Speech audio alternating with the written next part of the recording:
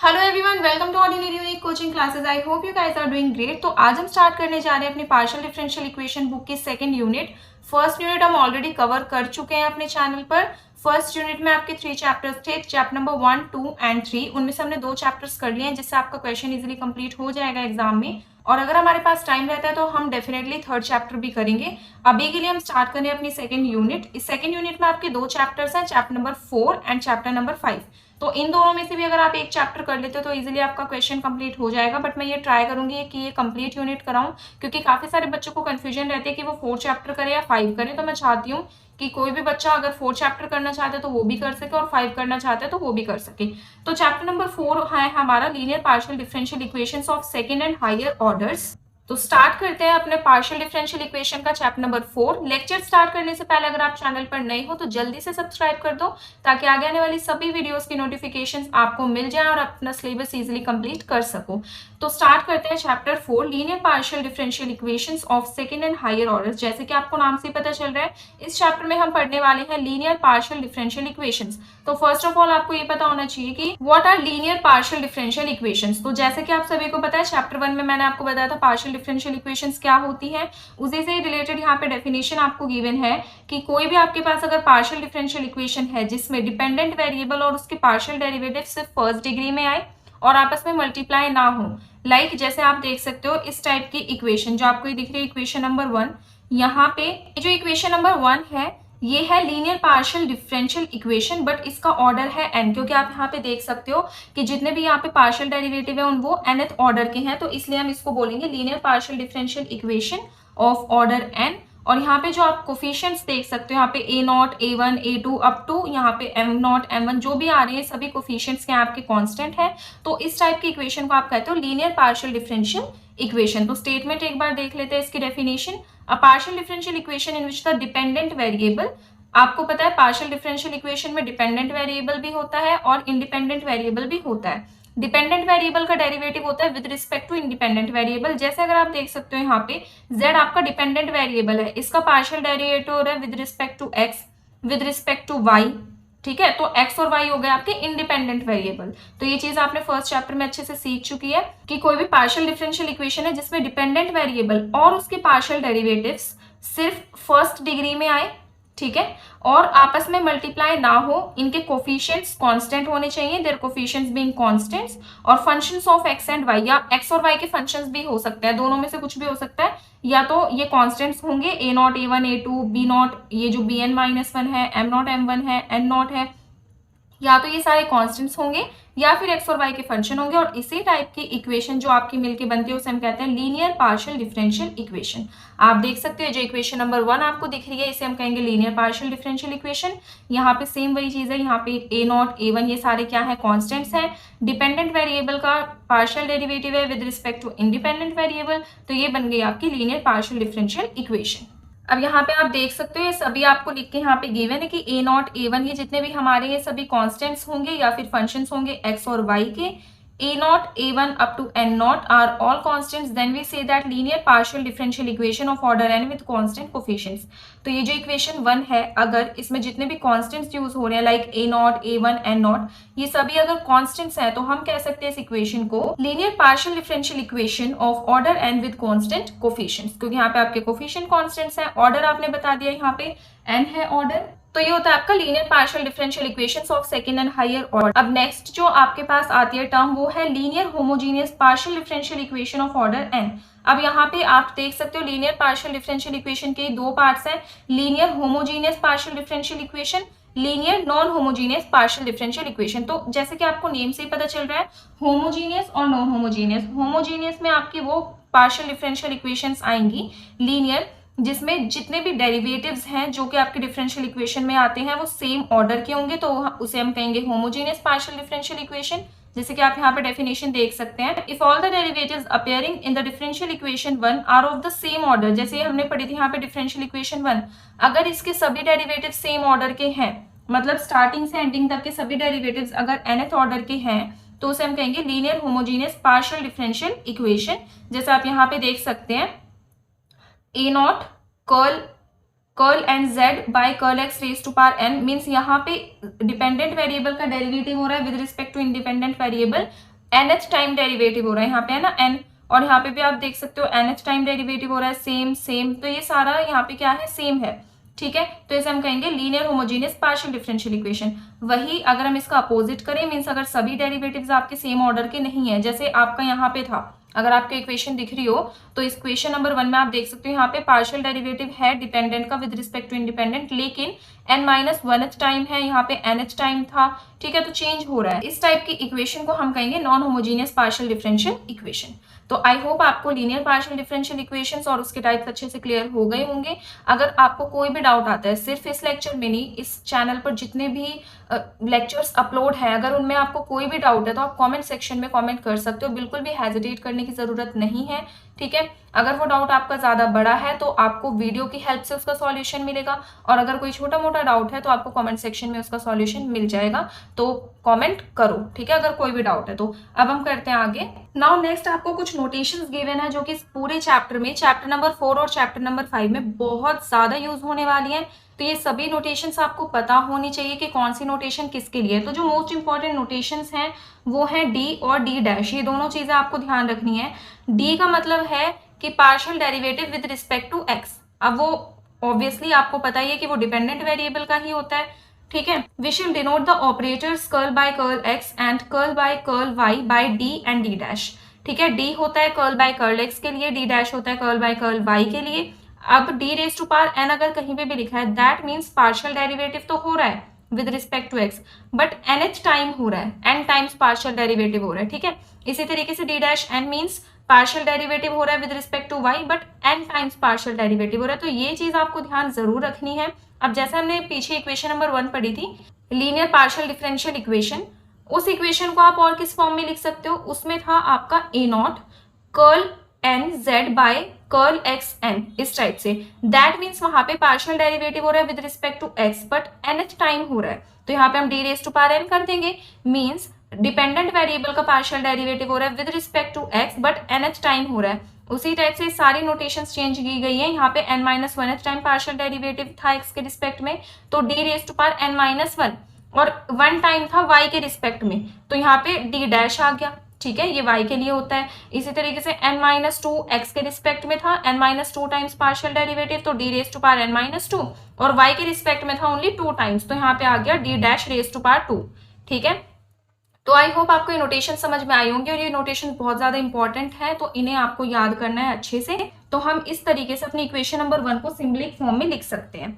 उसके बाद नेक्स्ट आता है आपका solution of homogeneous linear partial differential equations with constant coefficients. अभी तो हमने ये पढ़ लिया कि होमोजेनियस लीनियर डिफरेंशियल इक्वेशन क्या होती है, कांस्टेंट विद कांस्टेंट कोफिशिएंट्स भी हमने पढ़ लिया। अब हम देखेंगे कि इसका सॉल्यूशन कैसे करेंगे। एक्चुअल में आपको ये तो बेसिक था जो मैंने आपको पढ़ाया, आपको क्या करना है एक्चुअल में इस चैप्टर में, इस पूरे कंप्लीट चैप्टर में as well as chapter number 5 में भी, जो आपकी डिफरेंशियल इक्वेशंस है उनका सॉल्यूशन फाइंड करना है, ठीक है। तो अगर आपको याद हो, प्रीवियस सेमेस्टर में मैंने आपको पढ़ाई थी ऑर्डिनरी डिफरेंशियल इक्वेशन। उसमें हम क्या करते थे, किसी भी ऑर्डिनरी डिफरेंशियल इक्वेशन को सॉल्व करने के लिए हम 2 चीजें निकालते थे, एक कॉम्प्लीमेंट्री फंक्शन, एक पर्टिकुलर इंटीग्रल। उसके लिए मैंने आपको पूरी टेबल भी याद करवाई थी कि पूरी टेबल अच्छे से, उसी के ही बेसिस पे हमने अपना 4 पॉइंट्स थे आई थिंक, उसी के बेसिस पे हमने अपना कॉम्प्लीमेंट्री फंक्शन वगैरह वो सब सॉल्व किया था। सेम इस केस में भी पार्शियल डिफरेंशियल इक्वेशन में भी आपको 2 चीजें निकालनी है, complementary function, second particular integral, और उसको निकालने के लिए मैं आपको 2 टेबल बताने जा रही हूँ जो कि आपको अच्छे से याद करनी है। देखो अभी बहुत सारा यहाँ पे ऐसे थ्योरी दिया हुआ है, ठीक है, इन सभी में 4.3, 4.4, 4.5, 10 पेजेस हैं टोटल थ्योरी के, बट मुझे लगता है कि अगर आप टेबल से करते हो समझ के, तो आई थिंक वो ज्यादा बेटर आप अच्छा कर सकते हो उससे। इतना मैं आपको बता दे रही हूँ। अगर आपको क्या निकालना है, कॉम्प्लीमेंट्री फंक्शन निकालना है, तो सबसे पहले जैसे किसी भी इक्वेशन को सॉल्व करने के लिए आपको उसका जो पैटर्न है, जो उसकी फॉर्म है, वो अच्छे से समझना पड़ता है, ठीक है।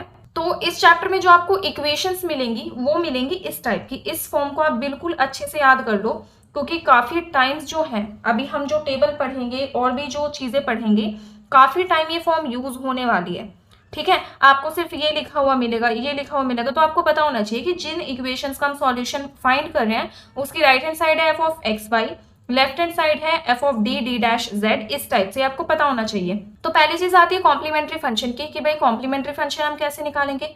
आपकी इक्वेशन की जो लेफ्ट हैंड साइड है उससे निकलेगा कॉम्प्लीमेंट्री फंक्शन, और जो आपकी इक्वेशन की राइट हैंड साइड है उसको यूज करते हुए आपका निकलेगा पर्टिकुलर इंटेग्रल। तो ये चीज आपको ध्यान रखनी है, इक्वेशन की फॉर्म आपको ध्यान रखनी है। अब कॉम्प्लीमेंट्री फंक्शन और पर्टिकुलर इंटेग्रल के लिए जो रूल्स है आपके वो मैं आपको दिखा देती हूँ। अब देखिए यहाँ पे ये टेबल आपको गिवन है 4.6 पेज पे। इसमें है working rule to find complementary function of linear homogeneous partial differential equation. Working rule given है to find the complementary function. तो सबसे पहले जैसे कि मैंने आपको बताया था, जो भी आपकी इक्वेशन है उसकी जो बेसिक फॉर्म है, जिस फॉर्म में आपकी इक्वेशन है वो फॉर्म आपको अच्छे से याद रखनी है। ये फॉर्म होगी। यहाँ पे दो तरीके से आप कॉम्प्लीमेंट्री फंक्शन फाइंड कर सकते हो डिपेंडिंग ऑन जिस भी टाइप की आपकी इक्वेशन है। ठीक है, सबसे पहले आप क्या करोगे, कॉम्प्लीमेंट्री फंक्शन फाइंड करने के लिए बता रही हूँ। सबसे पहले आप क्या करोगे, आप निकालोगे अपनी एक ऑक्सिलरी इक्वेशन। वो अभी जब हम एग्जांपल्स करेंगे नेक्स्ट लेक्चर में, उसमें हम अच्छे से सीखेंगे कि कैसे हम ऑक्सिलरी इक्वेशन बनाएंगे। तो जब वो ऑक्सिलरी इक्वेशन आप बना लोगे, वो बनाओगे आप डी और डी डैश की फॉर्म में। ठीक है, जैसे कि मैंने आपको बताया है अभी कि नोटेशन डी होता है कर्ल बाय कर्ल एक्स के लिए, और जो आपका डी डैश होता है वो होता है कर्ल बाय कर्ल वाई के लिए। जैसे आपको एक एग्जाम्पल गिवन है, इस टाइप से आपकी कुछ ऑक्सिलरी इक्वेशन आएगी। ठीक है, उसमें से जेड आपको कॉमन ले लेना है, और यहाँ से देखो डी डी डैश ये सब आपको देखने को मिलेंगे। तो ऐसे आप ऑक्सिलरी इक्वेशन निकाल लोगे। ठीक है, अब सेकंड स्टेप आता है कॉम्प्लीमेंट्री फंक्शन फाइंड करना। तो उसके लिए आप क्या करोगे, ये रूल्स आपको ध्यान रखने हैं। डी के प्लेस पे आप पुट करोगे एम, जैसे यहाँ पे putting d is equals to m, और डी डैश के प्लेस पे आप पुट करोगे 1। ठीक है, 1 in place of d dash, तो डी डैश के प्लेस पे आपने पुट कर दिया 1। ये करना है आपको लेफ्ट हैंड साइड में। अपनी गिवन इक्वेशन को पहले आपको सिंबलिक फॉर्म में लिखना होता है। तो जो पहले आपने सिंबलिक फॉर्म बनाई थी, अब इसकी बनेगी सेकंड स्टेप में ऑक्सिलरी इक्वेशन, और वो कैसे बनेगी, जब आप डी को एम के इक्वल रखोगे, डी डैश को 1 के इक्वल रखोगे लेफ्ट हैंड साइड में। ठीक है, तो आपको ये करना है, ये आपने इतना कर दिया। अब जो भी आपका रिजल्ट आएगा उसको आपको रख देना है 0 के equal to obtain the auxiliary equation. तो यहाँ से बनेगी आपकी auxiliary equation with the help of example. आप देख सकते हो डी के प्लेस पे आप एम पुट करो तो m raise to power 4 minus 2m cube, क्योंकि डी डैश के प्लेस पे तो 1 पुट करना है, कोई इफेक्ट नहीं पड़ेगा, प्लस 2m माइनस 1, इसको 0 के इक्वल रखना है। जब आप इसको सॉल्व करोगे तो आपका इस टाइप से ये फैक्टर्स जो है वो स्प्लिट हो जाएंगे। ठीक है, ये फैक्टर स्प्लिट होने के बाद आपके पास देखो स्टेप 2 में सॉल्व करोगे आप इक्वेशन को। स्टेप 1 में जो इक्वेशन आई है उसको आपने सॉल्व किया, फिर आपके आएंगे कुछ रूट्स। ठीक है, अब दो केस होते हैं, या तो आपके वो रूट्स इक्वल हो सकते हैं या वो आपके डिस्टिंक्ट हो सकते हैं, मीन्स डिफरेंट हो सकते हैं। तो फर्स्ट केस है अगर आपके m1 m2, इन्हें हम नेम करेंगे m1 m2, जैसे आप इसको 0 से इक्वेट करते हो तो एक रूट आएगा आपका -1, यहाँ पे है m-1 का क्यूब, दैट मीन्स 3 टाइम्स आपको 0 से इक्वेट करना है, तो रूट आएगा आपका 1 1 1। तो यहाँ पे एक रूट डिफरेंट है, 3 रूट सेम है। तो हम क्या करेंगे कि डिस्टिंक्ट रूट्स के लिए जो कॉम्प्लीमेंट्री फंक्शन होगा उसका ये है पूरा जो फॉर्मूला आप कह सकते हो, पूरी जो फॉर्म कह सकते हो वो यही है। यहाँ पे phi1 y प्लस m1x। अब यह है डिस्टिंक्ट के लिए, तो डिस्टिंक्ट तो सिर्फ हमारा एक आया है जो कि है -1। अब देखते हैं सेम के लिए। सेम में क्या होगा, m is equals to m, मतलब सारे रिपीटेड रूट्स होंगे आपके सेम में। तो उसके लिए जो कॉम्प्लीमेंट्री फंक्शन है उसमें एक चेंज आता है, वो आप ध्यान से देखोगे यहाँ पे कि जो भी आपका फंक्शन है उसमें x लगा दिया जाता है। तो यहाँ पे क्या किया गया है, phi r plus 1 y plus m r plus 1 x, फिर इसी टाइप से phi r plus 2 y plus m r plus 2 x। तो आप देख सकते हो जैसे जैसे आप आगे जा रहे हो इसमें चेंजेस क्या आ रहे हैं, जैसे phi1 y प्लस mx है, नेक्स्ट टर्म में लगा दिया x, phi2 y plus mx, उससे नेक्स्ट में लगा देंगे x square phi3 y plus mx, इस टाइप से। मतलब जितने भी आपके रिपीटेड रूट्स आ रहे हैं उसमें आपको कुछ नहीं करना, बस x जो है वो उसकी पावर इंक्रीज करना है। जैसे अभी मैं यहाँ पे आपको समझा देती हूँ। कॉम्प्लीमेंट्री फंक्शन कैसे लिखोगे, z इज इक्वल्स टू, आप देख सकते हो z इज इक्वल्स टू करके आपको कॉम्प्लीमेंट्री फंक्शन लिखना है। तो सबसे पहले हम लिखते हैं अपने तीनों सिमिलर जो रूट्स हैं उनके लिए, तो 3 टाइम्स है। सबसे पहला हो जाएगा phi1 y plus m1x, m1 m2 m3 तीनों ही आपके 1 है तो y प्लस x आएगा, phi1 y प्लस x। उसके बाद सेकंड सेम रूट है तो यहाँ पे हम लगा देंगे x, phi2 y plus x।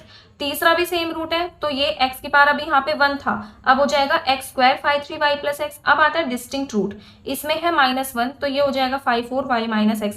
इससे आपको क्या पता चल गया कि अगर आपके रूट सेम है तो कॉम्प्लीमेंट्री फंक्शन का फॉर्मूला वही रहेगा, चेंज आएगा सिर्फ यहाँ पे। अगर यहाँ पे देखो तो x की पावर 0 थी, यहाँ पे x का कोई था ही नहीं टर्म, है ना। यहाँ पे x की पावर 1, x की पावर 2, जितने भी सेम है ऐसे पावर इंक्रीज करते रहेंगे, डिफरेंट के लिए आप अलग से लिख देंगे। ठीक है। तो जो कॉम्प्लीमेंट्री फंक्शन आपका निकला वो कैसे निकला, जब आपने डी डी डैश वाली टर्म्स को किससे इक्वेट करा, 0 से, वही चीज आपकी यहाँ पे बता रखी है। ठीक है, तो आई होप आपको कॉम्प्लीमेंट्री फंक्शन अच्छे से क्लियर हो गया होगा। यहाँ पे इन्होंने एग्जाम्पल दे रखा है जो कि बहुत अच्छी बात है। ठीक है, एग्जाम्पल से इतना अच्छे से क्लियर हो जाता है जितना आप थ्योरी से नहीं कर सकते। अब मैं आपको बताती हूँ पर्टिकुलर इंटीग्रल के लिए कि किस तरीके से आप रूल्स क्या हैं, कैसे आप फाइंड करोगे, किस फॉर्म में है। नाउ नेक्स्ट, ये जो टेबल आपको यहाँ पे दिख रही है, जो वर्किंग रूल दिख रहा है, ये है लीनियर होमोजीनियस डिफरेंशियल इक्वेशन के पर्टिकुलर इंटीग्रल को फाइंड करने के लिए। तो सबसे पहला जो स्टेप होता है वो मैं आपको स्टार्टिंग से बता रही हूँ कि जो इक्वेशन की फॉर्म है, जनरल फॉर्म, वो आपको ध्यान रखनी है। अब जितने भी प्रीवियस पेजेस हैं कॉम्प्लीमेंट्री फंक्शन के बाद के जो पेजेस हैं, उनमें इन सभी केसेस को ना बिल्कुल डिटेल में एक्सप्लेन करके दे रखा है। बट मेरा मानना ये है कि अगर आप इनको with the help of examples करते हो तो ज्यादा अच्छे से क्लियर होगा, इसलिए मैं वो जो थ्योरेटिकल है वो सारा नहीं करवा रही हूँ। बट हाँ, अगर कहीं पे भी यूज आता है आगे चल के एग्जाम्पल्स या फिर क्वेश्चंस में, मुझे ऐसा लगता है कि वो थ्योरेटिकल आपके लिए इंपॉर्टेंट है, तो वो मैं लेक्चर के बीच में ही जरूर करवा दूंगी। ठीक है, मतलब ऐसा कुछ कॉम्प्रोमाइज नहीं होगा कि नहीं वो नहीं करवाना है, ऐसा कुछ। मुझे ऐसा लगता है कि working rule is enough questions या फिर एग्जाम्पल्स को करने के लिए। जो पीछे आपको थ्योरेटिकल दे रखा है वही एग्जाम्पल्स में है, तो एग्जाम्पल्स में आप समझ लोगे तो और अच्छे से क्लियर हो जाएगा। तो यहाँ पे 4 केसेस है पर्टिकुलर इंटीग्रल को फाइंड करने के, वो चारों केसेस मैं आपको एक्सप्लेन करती हूँ। ठीक है, क्योंकि इसमें समझने वाली भी बहुत सारी चीजें हैं और अगर आप इसमें रट्टाफिकेशन चलाओगे तो वो मे भी काम नहीं करने वाला। तो केस 1 देखते हैं। केस 1 में आपके पास जो इक्वेशन होती है आपकी, जिसका आपको पर्टिकुलर इंटीग्रल फाइंड करना है एक्चुअल में, इतना मैंने पहले ही बता दिया, जो भी आपकी मेन इक्वेशन की फॉर्म होगी उसके राइट हैंड साइड का यूज करके आप पर्टिकुलर इंटीग्रल फाइंड करोगे। यहाँ पे आप देख सकते हो केस 1 में आपका जो राइट हैंड साइड है वो इस फॉर्म का है। तो यहाँ पे आप देख सकते हो e⁻⁴ प्लस vy, इस फॉर्म में अगर आपका राइट हैंड साइड है इक्वेशन की, तो फिर आप ये वाला केस यूज करोगे, केस 1, पर्टिकुलर इंटीग्रल फाइंड करने के लिए। इसमें आपको क्या करना है, पर्टिकुलर इंटीग्रल की फॉर्म याद रखनी है जो कि होगी 1/f of D D dash. ठीक है, मीन्स जो लेफ्ट हैंड साइड है इक्वेशन की, देख सकते हो आप z के आगे जो ये कंप्लीट है लेफ्ट हैंड साइड है, तो 1/f डी डी डैश। उसके बाद ये जो राइट हैंड साइड है वो रख देंगे। अब ये हो गया आपका पर्टिकुलर इंटीग्रल की फॉर्म। बट इसे सॉल्व करने के लिए आप क्या करोगे, डी के प्लेस पे पुट करना है आपको a, मतलब जो एक्सपोनेंशियल की पार है आपकी ax प्लस by, वहां से आपको a और b की वैल्यू मिल जाएगी। तो d के प्लेस पे आप पुट करोगे a और d डैश के प्लेस पे पुट करोगे b, और इसको सॉल्व करने के बाद आपका क्या आ जाएगा, पर्टिकुलर इंटीग्रल, अगर वो आपका इस फॉर्म में है तो यहाँ पे वही लिखा हुआ है, by changing d to a and d dash to b। तो this is your first case. Second case में अगर आपका पर्टिकुलर इंटीग्रल मीन्स आपकी जो ये इक्वेशन होती है, अगर इसकी राइट हैंड साइड साइन या फिर कॉस की फॉर्म में है, साइन mx प्लस ny या फिर कॉस mx प्लस ny, तो उसके लिए जो हमारा पर्टिकुलर इंटीग्रल होगा क्या चेंज आएगा, बस एक्सपोनेंशियल के प्लेस पे अब ये साइन कॉस आ जाएगा। इसमें भी अब आपको चेंजेस करने हैं। क्या चेंजेस करने हैं, डी स्क्वायर के प्लेस पे आपको पुट करना है -m², डी डी डैश के प्लेस पे आपको पुट करना है -mn, डी डैश स्क्वायर के प्लेस पे आपको पुट करना है -n²। ठीक है, ये चीजें सब आपको पुट करनी है। आप एक चीज इसमें ध्यान रखोगे कि अगर आपके पास इस टाइप से आ गया, साइन और कॉस की फॉर्म आ गई, बट यहाँ पे आपके पास इस फॉर्म में नहीं है, D square D D dash और डी डैश स्क्वायर इस फॉर्म में नहीं है, तो आपको उस फॉर्म में कन्वर्ट करना है। ऐसा नहीं आपने डी के प्लेस पे ये पुट कर दिया, डी डैश के प्लेस पे ये पुट कर दिया, वो आपका गलत हो जाएगा फिर। ठीक है, so this is your second case. Third case में हम आते हैं, जब आपकी इक्वेशन की राइट हैंड साइड इस फॉर्म में हो, x raise to power something, y raise to power something, तो उसके लिए पर्टिकुलर इंटीग्रल में भी इतना सा चेंज आएगा कि यहाँ पे 1/f डी डी डैश है और यहाँ पे इसके प्लेस पे साइन कॉस के प्लेस पे ये आ जाएगा। लेकिन आप क्या करोगे कि इसको इस तरीके से आप एक्सपेंड करोगे कि d और d डैश की असेंडिंग पार्ट्स आए। ठीक है, लाइक छोटे से बड़ी, पहले d फिर d डैश, इस टाइप से। ठीक है, और फिर हम इस पे एक एक करके ऑपरेट करेंगे। अब मुझे ऐसा लग रहा है कि केस 3 आपको यहाँ पे समझ में नहीं आ रहा होगा, बट जैसे ये एग्जाम्पल में आता है आपको अच्छे से क्लियर हो जाएगा। अभी सिर्फ आपको क्या करना है, ये फॉर्म याद कर लेनी है। ठीक है, कि अगर ये फॉर्म आएगी तो हमें क्या करना है, हमें सिर्फ क्या करना है, इस पे 1-1 करके ऐसे ऑपरेट करते रहना है। ठीक है, केस 4 आपका आता है कि जब आपकी इक्वेशन की right hand side means f of x y कोई अनदर फंक्शन है एक्स वाई का ही, ठीक है, एक्स वाई का ही कोई फंक्शन है, तो उसके लिए पर्टिकुलर इंटीग्रल होगा आपका only 1/f D D dash, जिसको हम लिख सकते हैं f ऑफ एक्स वाई के इक्वल। तो आपको इस टाइम पे क्या करना है, ये वाले जो टर्म आपको दिख रही है इसको आपको पार्शियल फ्रैक्शन में ब्रेक कर लेना है, पार्शियल फ्रैक्शन में इसको तोड़ लेना है।